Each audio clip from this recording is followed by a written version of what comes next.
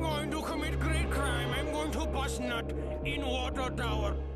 Yo, what is going on, everybody? It is your boy Yooper here, coming at you guys with another commentary clip. So just because Black Ops 6 is going to be dropping here in about roughly less than 24 hours, I decided that I was going to say, you know what, screw it.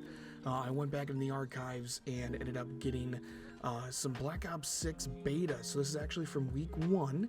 So obviously gonna it's been a little bit, but you know, that is perfectly okay, honestly.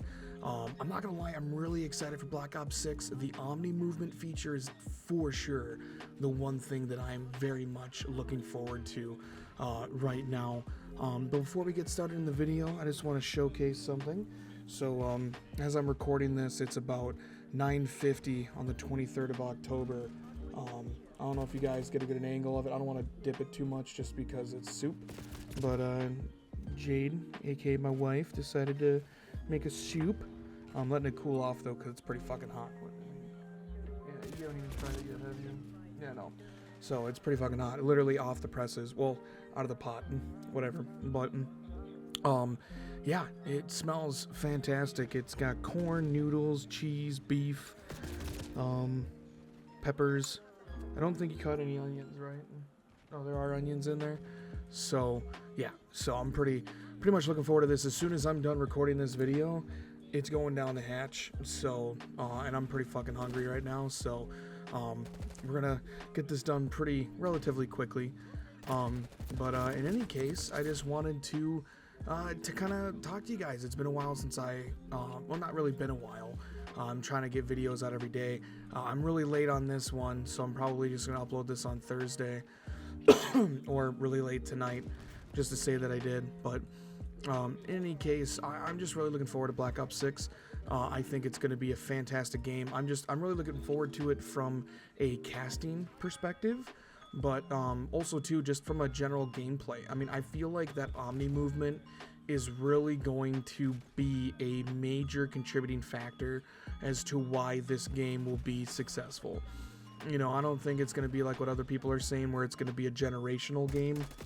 I mean, personally, for me, I think that's kind of hogwash, if I should say anything, but definitely for sure it's going to be a really good game. The beta was kind of janky. Obviously, it's a beta, so it's not going to be, you know, the best potential thing that you would want to have, you know, but definitely the C9 is for sure going to be the main comp gun for SMGs, and I'm like a firm believer in the idea that it is going to be the AIMS as the main AR. Which I'm definitely looking forward to, because I'm an AR player, and they're also going to be releasing ranked play as well, from what I understand, relatively early.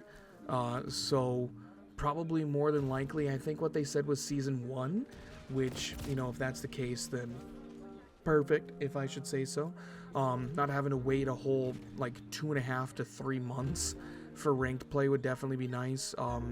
You know, for sure pisses me off every time for MW2 and MW3. It's like January, even into February, and there still isn't a ranked play. It's just like, bro, you're killing me, Smalls. But either way, it's just going to be a fantastic year for Call of Duty. Unfortunately, obviously, if you guys didn't hear, Clayster ended up announcing his retirement, which ultimately killed me, because it's truly the end of an era for Call of Duty esports, to say the least, because, you know, all of the OGs that I watched back in, like, you know, BO3, Advanced Warfare, Black Ops 4, you know, like before the CDL, like the 3 to 4 games before the CDL started, like even World War II and stuff, like, you know, it's the end of an era. Like, the only person that's left standing from that section of gaming for esports that I can remember actively right now is Attach, because Attach is still technically playing. And then there's a few others too, but Clayster's probably the most well-known, and I mean, he's literally been involved with Call of Duty esports since pretty much the very beginning of Call of Duty esports, so it's really going to be a weird feeling with him not being involved in the competitive scene anymore. For me personally, though, I still think he needs to be on that analyst desk, man. Like, even as a caster, I don't care. Like, put him in the production of the CDL in some capacity.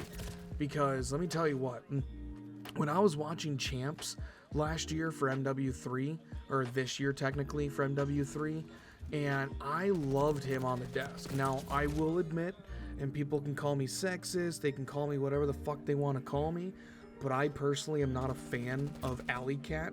She pisses me off. There's just something about her that rubs me the wrong way, and I just don't like her on the analyst desk.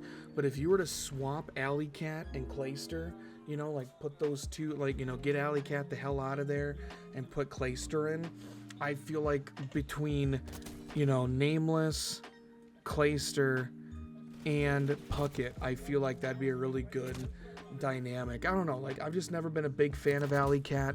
I was a Lottie stan back in the day, and she ended up leaving, I think, for either Gears or Halo, I think. I can't remember specifically. I don't follow her career outside of Call of Duty esports, but I don't know, like, I never really liked Alley Cat. I just don't know why. It is what it is. But no, even if you had Alley Cat, Puckett, Nameless, and Clayster up there, and you had a 4-man analyst desk, I think that would be super awesome, dude. Like, I really would genuinely love that, because he was awesome on the desk.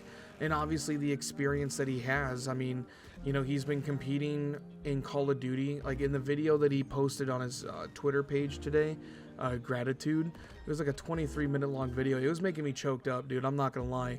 Like, I was getting choked up alongside him, because obviously Clayster is, you know, everybody associates Scump, you know, to Call of Duty is like the most well-known, like kind of like the Tom Brady of Call of Duty esports, or like Nade Shot. But I consider Clayster, you know, like Clayster may not have had as high of highs as the other guys, but in terms of being like Mr. Consistent, he was 100% consistent, you know, for sure. And him not being around is going to be tough. But, you know, like I said, we're going to see what happens. I'm pretty excited no matter what for BO6. I think this is going to be a hell of a year for competitive esports for Call of Duty. And for me, I'm looking to stretch my wings a little bit, trying to get more involved in the casting game, you know, because I've gotten a lot more confident speaking at night, you know, because obviously with my son, I don't want to wake him up, because then my wife's going to kick my ass, he's going to kick my ass, I'm going to kick my own ass, and it's just not really going to be fun. But I found a way where with this microphone in particular, just the sensitivity of it, like I can talk for the most part coherently and loudly and not sound like I'm whispering, but still kind of have a hushed enough voice where it's like, okay, he's not going to wake up, you know what I mean? But I'm going to be making a lot of BO6 content, a lot of commentaries, a lot of live commentaries, stuff like that all throughout the season. So obviously be sure to subscribe if you guys want to see that kind of content in the future. And also be sure to check out all of my socials and my organization's socials in the links below. But yeah, hope you guys enjoyed. And as always, stay frosty, my friends. Have a nice day, everybody. Peace.